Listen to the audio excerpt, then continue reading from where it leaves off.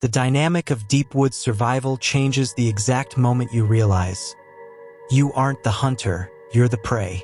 But when the thing tracking you through a pitch-black national forest isn't a grizzly bear or a mountain lion, but a 6-foot-tall, rotting pink rabbit carrying a spiked steel bat, survival becomes a twisted, psychological game. As the old local warning goes, stay in the light or else.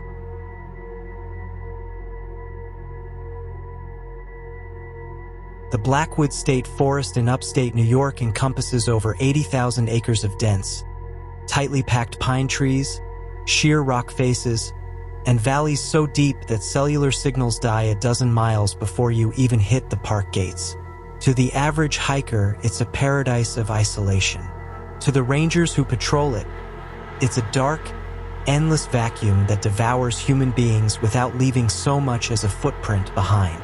I'm telling you this story because people need to understand why some places are left completely unmapped on purpose. My name is Ethan, and in the fall of 2024, my childhood friend Marcus and I decided to do a 3-day backcountry through hike across the northern ridge of Blackwoods. We were experienced, equipped, and entirely arrogant. We ignored the unusual layout of the thumbnail maps at the ranger station, which had several large quadrants crudely blacked out with permanent marker. Underneath one of those blacked out zones, someone had scratched a frantic message into the wooden desk: "Don't trust the bunny." We laughed it off, thinking it was some inside joke among local park staff or a juvenile prank left by teenagers. That was our first mistake. We set out at 6 a.m. under a gray, heavy autumn sky. By mid-afternoon, the silence of the forest began to feel less peaceful and more oppressive.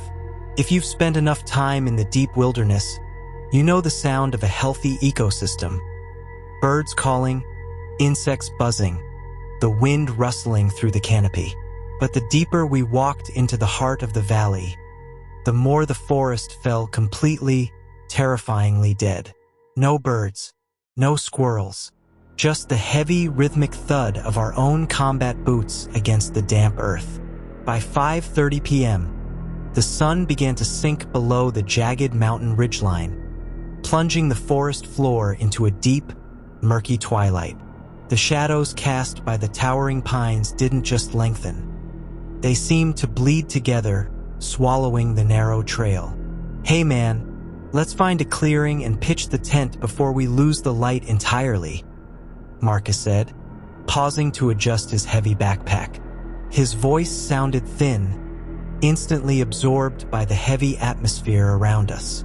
"Agreed," I replied, pulling out my headlamp. "The temperature is dropping fast." We stepped off the main trail into a semi-open clearing surrounded by a thick wall of ancient, gnarled oaks.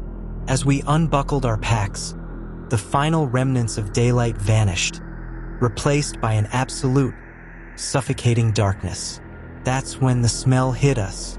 It wasn't the smell of rotting leaves or stagnant bog water. It was the sharp, metallic tang of iron mixed with the unmistakable, sickening stench of advanced biological decay. We clicked on our headlamps, the bright LED beams cutting through the dark like twin lightsabers. We swept the lights across the perimeter of our makeshift campsite, looking for the source of the odor. The beams illuminated the pale trunks of the trees, the thick brambles, and then nothing. The smell lingered, heavy and suffocating, but there was no carcass in sight. "Probably a dead deer hidden in the brush," Marcus muttered, though his hand drifted instinctively toward the hunting knife strapped to his belt. "Let's just get the fire going. Predators don't like fire." We gathered dry kindling and sparked a small, intense fire. The orange flames flickered, casting a fragile ring of warmth and light around our tent. For an hour, the crackle of the wood offered a desperate sense of security. We ate our freeze-dried rations in relative silence, our eyes constantly darting toward the edge of the firelight where the darkness felt like a solid wall. Around 9:30 p.m., The fire began to die down to a bed of glowing red embers. I stood up to grab a few more thick logs from our pile when I felt a sudden, icy chill run down my spine. It was that primal, evolutionary instinct, the absolute certainty that eyes were locked onto the back of my neck. I froze, slowly raising my headlamp toward the northern edge of the clearing. "Marcus," I whispered, my voice trembling. "Look at the tree line, at the base of that massive split oak." Marcus shifted his light, aligning his beam with mine. 20 yards away, standing perfectly still just outside the reach of our fading firelight, was a figure. Our brains struggled to process what our eyes were seeing. It wasn't a bear standing on its hind legs. It was a tall humanoid shape wearing a grotesque, oversized, dirty pink rabbit mascot suit. The fabric was stained with dark, greasy patches of old blood and grime. The mouth of the mask was stretched into a wide, impossibly manic grin, exposing row after row of oversized, jagged yellow teeth. But the most terrifying part was the eyes. Two circular, mechanical lenses deep within the eye sockets glowed with a sickening, high-intensity neon yellow-green light. They didn't blink. They just hummed, a faint, low-frequency electrical buzz that vibrated right through the soles of our boots. In its right hand, the entity held a heavy, rusted steel baseball bat, wrapped in crude barbed wire. The wicked metal spikes caught the reflection of our lights, gleaming with malicious intent. "What the hell? Hey, who is that?" "This isn't funny," Marcus yelled, his voice cracking with a mixture of anger and sheer panic. The bunny didn't move. It didn't speak. It just tilted its massive, oversized head to the left, the mechanical green eyes whirring audibly as they focused entirely on Marcus. "We need to leave. Right now," I whispered, backing up until my boots hit the edge of the tent. "Ethan, it's just some psycho in a costume trying to scare us," Marcus said, though he was shaking violently. He drew his hunting knife, holding it out in front of him. "Get out of here, man. We are armed." The moment Marcus stepped out of the direct beam of my headlamp into a patch of deep shadow near the woodpile, the bunny moved. It didn't run like a human.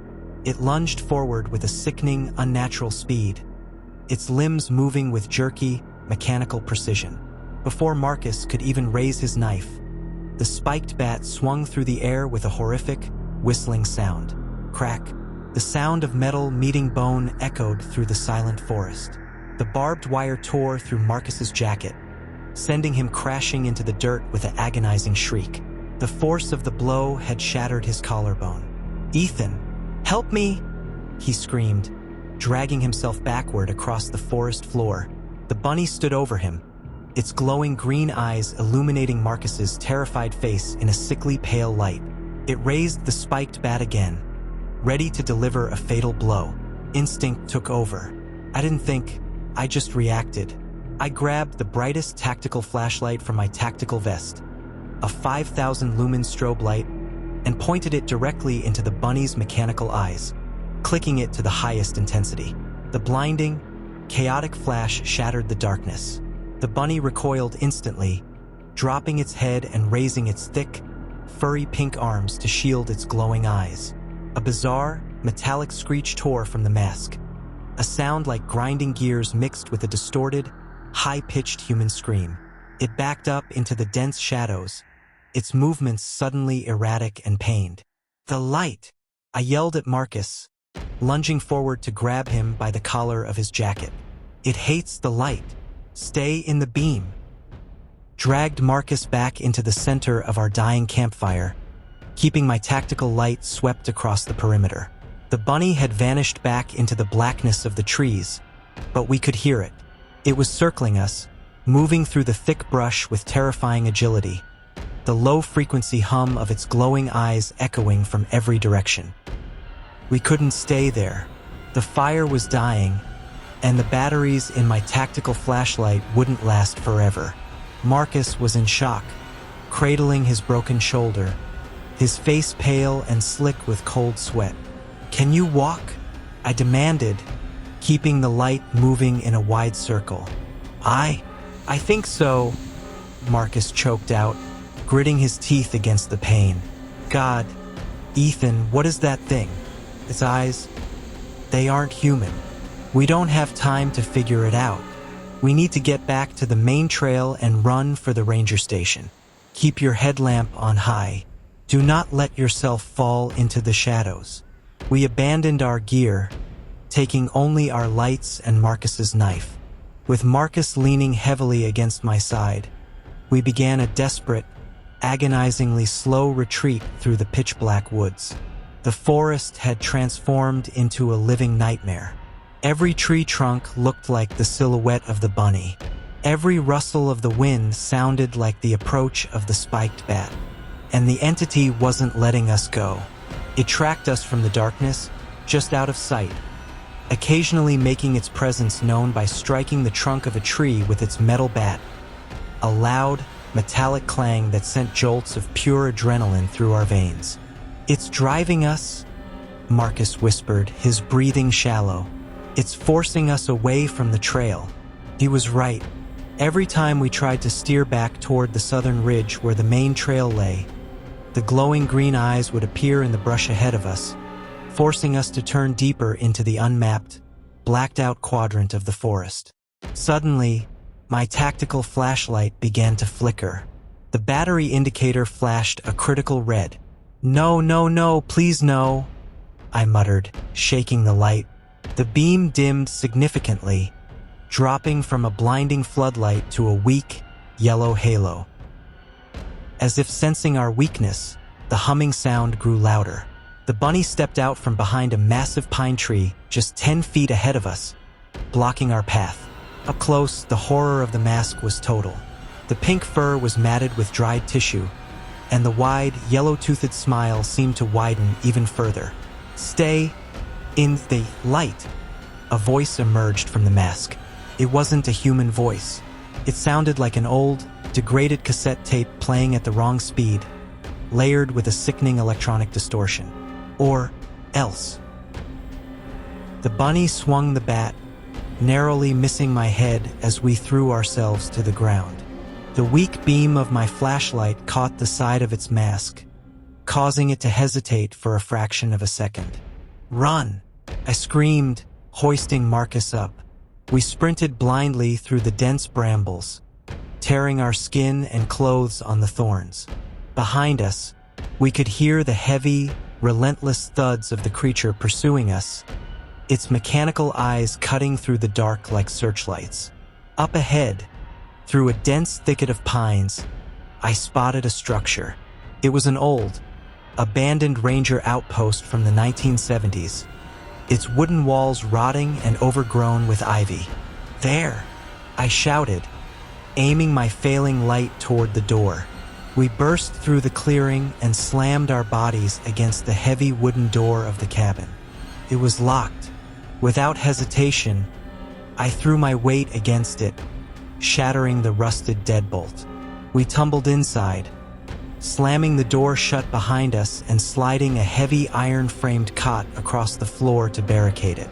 The cabin was pitch black inside, smelling of dust and long-dead rodents. We collapsed against the wall, gasping for air. Then came the sound. Thud, thud, thud. Heavy, deliberate footsteps dragged across the wooden porch outside. The low-frequency hum filled the cabin, vibrating through the floorboards. The glowing green eyes appeared at the grime-covered window. The sickly neon light flooded the small cabin, illuminating the interior. The bunny pressed its horrific, smiling mask against the glass, its eyes whirring as it scanned the room.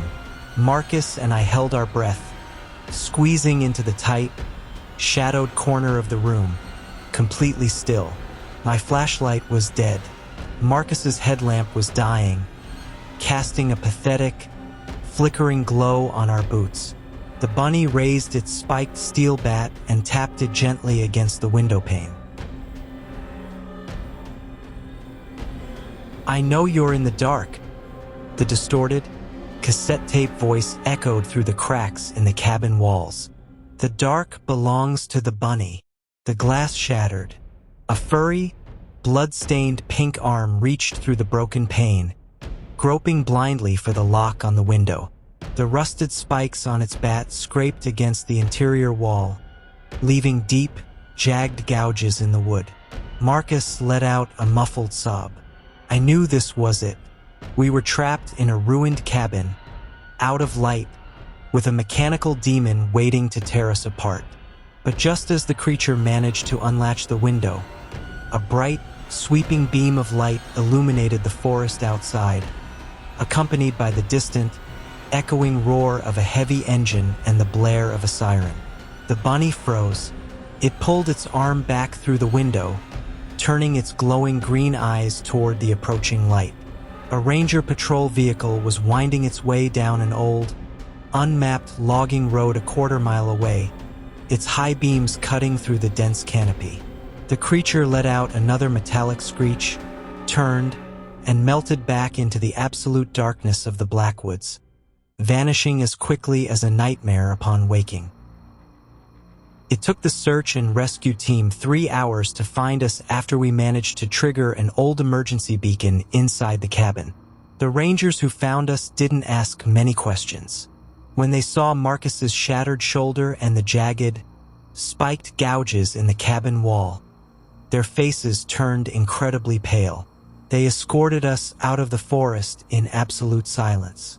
As we drove past the main ranger station, I looked out the window and saw a new, highly visible metal sign being bolted to the trailhead gate. It didn't mention wildlife, fire safety, or trail maps. Simply read, in bold, blood-red lettering, "Don't trust the bunny. Stay in the light, or else." Marcus and I survived that night, but we left a piece of our sanity in those woods.